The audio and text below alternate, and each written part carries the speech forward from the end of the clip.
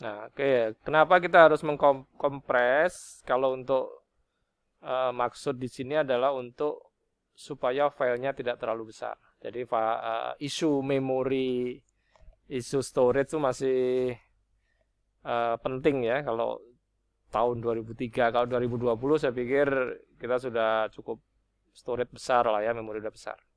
Kemudian ada fasilitas searching ya. Jadi kita harus mengcompare ya, apakah semua fasilitas yang sudah disediakan sejak tahun 2003 sampai 2020 itu apakah semuanya sudah pernah kita pakai atau minimal pernah kita kenal dulu. Kan ada tingkatan ya, tahu, coba, kemudian biasakan. Jadi kalau misalnya oh bisa ya, oh ada ya, itu berarti kita tahu. Udah dicoba belum? Belum, coba dulu. Nah ketika dicoba cocok, pakai lanjut kan. Tapi kalau nggak cocok ya stop, terserah itu ya. Oke. Compress, searching. Nah, ini save to MSN. Kalau sekarang itu mirip-mirip dengan save to web. Jadi di-upload di internet. Ya. Jadi MSN itu semacam portal ya yang salah satunya dipakai untuk portal berita. Kalau sekarang mungkin apa ya, detik.com lah kayak gitu ya kalau di lokal kita. Ya. Nah, jadi dari beberapa fasilitas tadi itu mana yang sudah pernah kita pakai gitu ya. Terus terang yang speech saya belum pernah pakai ini. Tapi kalau handwriting udah pernah, OCR itu belum. Kompres sudah nggak perlu, sudah nggak penting di tahun 2020 ya. Searching udah biasa, publishing di web udah pernah, meskipun dengan beda alamat websitenya ya, tapi pernah juga. Nah nanti mungkin kedepannya saya akan coba yang ini, yang speech ya nanti. Semoga nanti bisa kita coba ya. Oke, berikutnya software akuntansi. Contoh-contohnya Money, ini punya Microsoft, ini Microsoft Money, QuickBook, Peachtree, ini masih ada kayaknya ya, masih ada ini.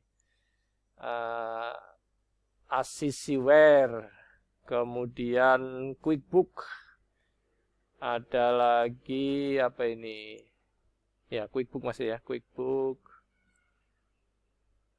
Mayop, Peachtree ya, Peachtree.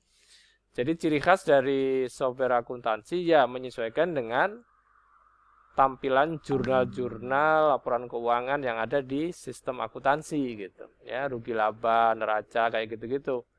Nah, nanti biasanya di awal-awal itu kita diminta memasukkan kode-kode posting, ya, kode sekian-sekian, terima dari Anu, sekian-sekian, bayar bank Anu, dan seterusnya.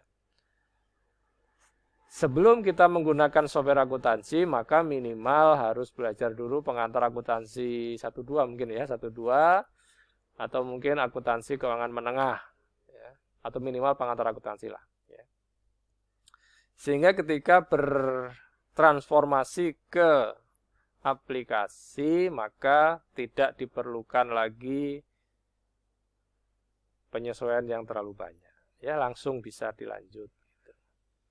Ya, disilakan bagi yang ini. Audit software merupakan software yang digunakan untuk melakukan audit dengan komputer. Ini siapa yang memerlukan? Nah, ini ada dua pendapat ini, ada dua pengertian. Audit dari kata audit memeriksa laporan akuntansi atau audit untuk memeriksa keberadaan kinerja dari komputer. Jadi kalau kinerja komputer, kalau di mata kuliah analisa kinerja sistem itu ada namanya apa sih? Lupa lagi saya. Jadi ada poin-poinnya ya, yang dipakai untuk mengaudit, ya, mengaudit. Nanti untuk yang SI itu ada di mata kuliah analisa kinerja sistem. Jadi bagaimana benchmarking membandingkan objek-objek yang diamati ya, disesuaikan dengan standar yang ada. Kalau bahasa lainnya itu akreditasi. Akreditasi. Kalau akreditasi kampus kan dilihat misalnya ruang kelas ukuran sekian, datengin ke sini, oh cocok, nah berarti oke gitu. Tapi kalau dilihat ruang kelasnya nggak sesuai dengan yang dilaporkan di borang, ya berarti auditnya kurang bagus gitu. Nah ini ya, ini ICL. Kalau kita lihat di sini akuntansi ya, akuntansi ini. Laporan keuangan, invoice number, oh iya, akuntansi ya, akuntansi.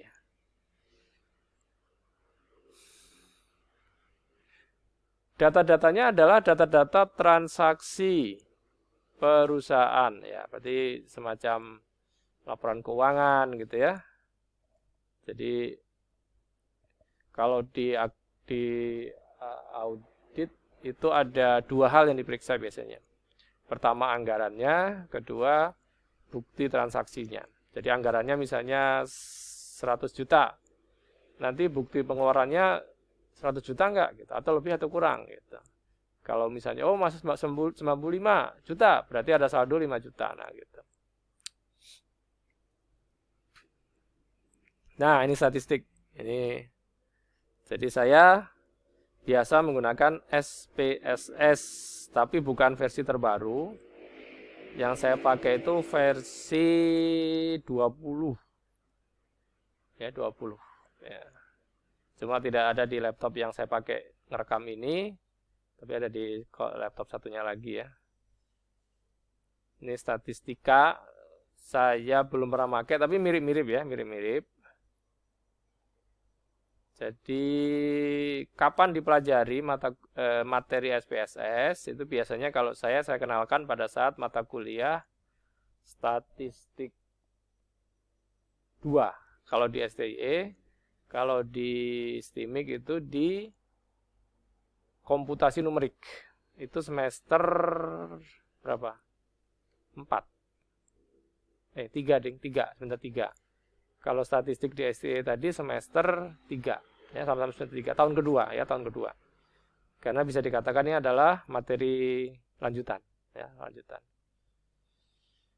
Terus presentasi. Nah, ini mata kuliah yang software yang mungkin paling sering dipakai ya kalau seorang dosen pasti lebih banyak menggunakan software PowerPoint. PowerPoint saya versi berapa ini? Tadi udah dibuka ya, sorry. 2019 ya, tadi udah dibuka tadi.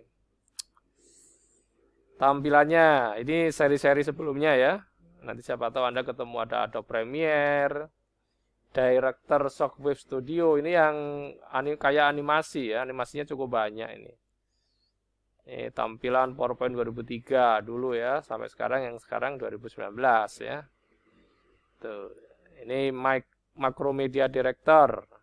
Ini tetap bermainnya di animasi ya. Jadi Macromedia itu grafisnya oke banget karena dia bisa juga untuk web authoring, pakai bikin animasi untuk web. Kemudian komunikasi. Komunikasi di sini salah satunya email. Mengelola email. Dulu sebelum ada fasilitas free email seperti Yahoo, seperti Gmail, maka tata kelola dari email itu diintegrasikan dalam Microsoft Office gitu. Jadi satu bundling tadi itu Microsoft Office itu, nah ini ada dalam Office ya, ada namanya aplikasi yang disebut Microsoft Outlook, tadi sudah ditunjukkan ya sedikit.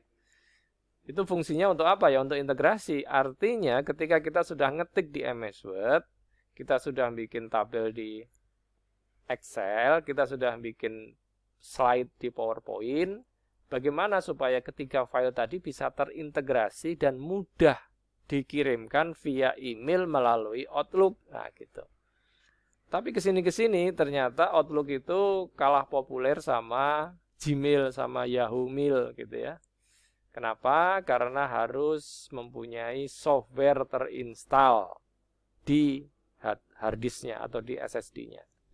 Sedangkan kalau pakai Gmail, kita hanya perlu cukup koneksi internet.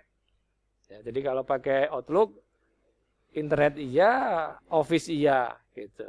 Tapi kalau pakai Gmail nggak perlu diinstal, cukup Gmailnya ada dan internetnya aktif gitu. Ya, jadi kesini ternyata Outlook tidak populer gitu. Ini contoh-contohnya WinFact, ini kayaknya untuk ngelola scan, ya, facsimile. Ini juga Procom PC Anywhere Remote Access, apa remote access deh. Jadi kita bisa mengendalikan, membuka, melihat status performance dari harddisk jaringan dari rumah, gitu. Dengan syarat mempunyai remote ini ya. Nah, ini tampilan net meeting ya. Jadi sebelum lahir Zoom, itu Microsoft dari tahun 2003 sudah bikin ya. Tahun 2000 awal itu sudah bikin net meeting, tapi ya gitu tah. Kan saat itu internet belum banyak gitu. Terus belum ada COVID, jadi nggak populer gitu. Nah, siapa yang pakai? Yang pakai adalah biasanya perusahaan-perusahaan yang mampu beli software Microsoft secara full license. Ya, perusahaan gede lah ya. Jadi kalau kita bicara UKM gitu ya, softwarenya yang biasanya bermainnya yang di kelas free, atau kalau ada license ya license yang digital gitu ya, nggak apa-apa, ya, menyesuaikan aja. Karena kalau kita meletakkan anggaran software sebagai cost, ya itu resikonya pada nilai penjualan produknya yang dijual nggak bisa bersaing ya. Oke, itu masalah strategi pengelolaan anggaran ya.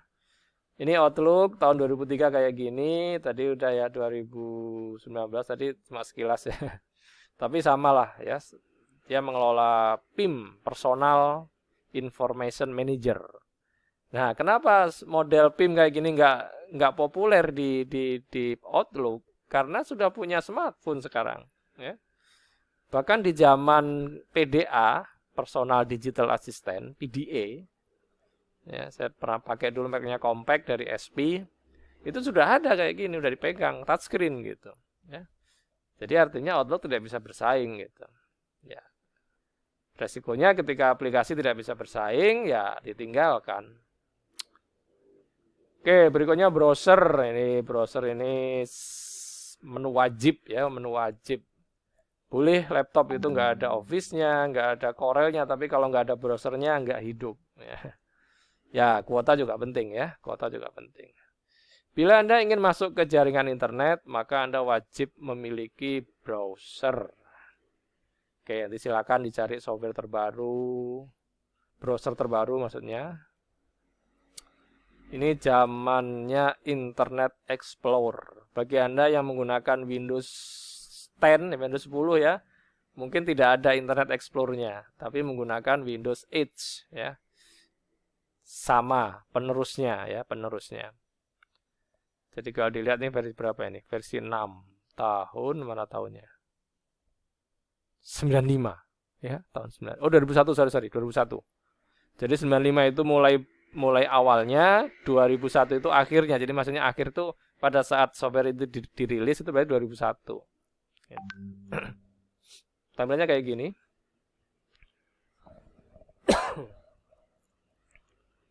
Ada lagi namanya Opera. Opera masih ada sampai sekarang, masih ada ya. Netscape udah nggak ada.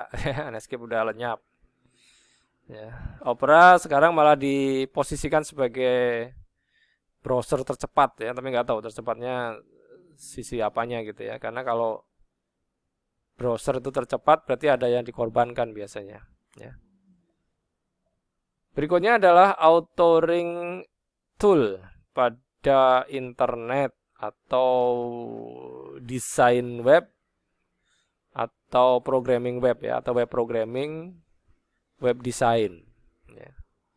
Web author adalah software yang digunakan untuk membuat homepage atau website ya, kalau sekarang website. Pernah saya pakai dulu front page ya, tahun berapa itu? Pernah dulu ya, sampai pernah bikin kursusnya juga pernah ini. Ya, tapi ya gitu aja ya, nggak sampai database ya. Jadi biasanya pemrograman itu dibagi dua ya.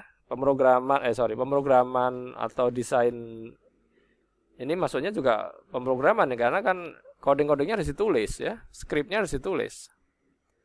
Nah, biasa